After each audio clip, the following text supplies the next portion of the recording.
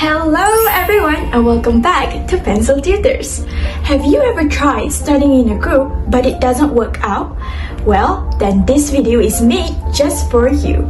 Today, Pencil Tutors will teach you how to form an effective study group starting from zero all the way to what to do during and after the study group session. So, let's get started. Step number 1. Find your study mates. First thing you need to know when finding your study mates is to find your friends or someone that you are comfortable with. It's important that you are not awkward with your study mates. If not, the whole group will have a tense atmosphere and it will make studying way more boring than it already is.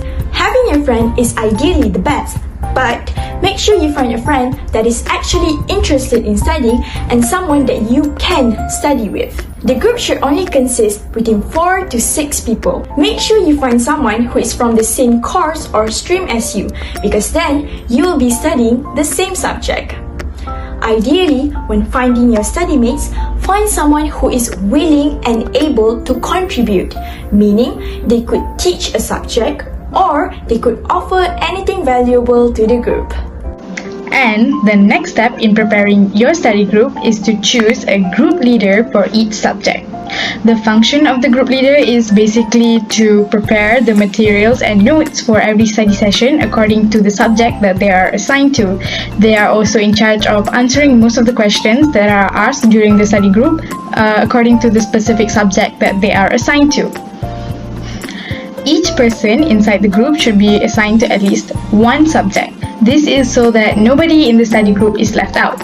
But sometimes your study group has too little people and too many subjects. In that case, one person could have more than one subject, maybe 2 or 3, but make sure they don't get assigned to too many subjects because that may be burdening and it will be hectic overall. Before you start everything, you need to have a schedule and study plan.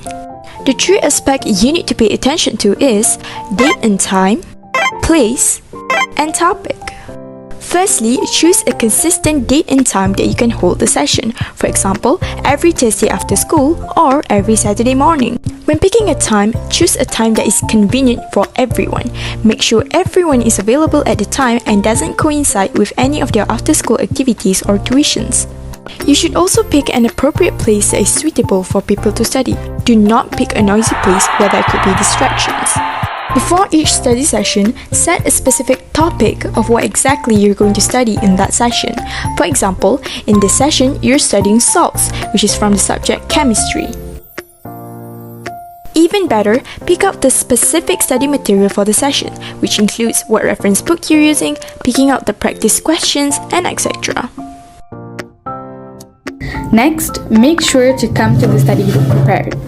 Never come to the study group empty-handed and just expect someone else to teach you everything from A to Z. You need to remember that all your friends in the study group are not certified teachers, so everyone needs to put in an equal amount of effort for this study group to work. Follow the instructions of the leader that week and make sure you revise the topic that you are going to study beforehand. Prepare questions or identify the parts that you're weak in so it's easier for your leader to help you and everyone can have a conducive study group. The biggest problem when it comes to studying in a group is it's hard to focus. The solution for that is take breaks. Taking short breaks in between studying allow you to rest and refuel. Without any breaks, people will be burnt out by the end of the session and cannot properly focus. By then, it will no longer be a study session. But make no mistakes, the break cannot be too long. Having a long break will lead to people losing their focus on studying and become uninterested in learning after the break.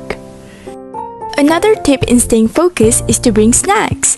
This way, you will be literally energizing yourself with sweets, which could give you that sugar boost, or carbs to give you energy.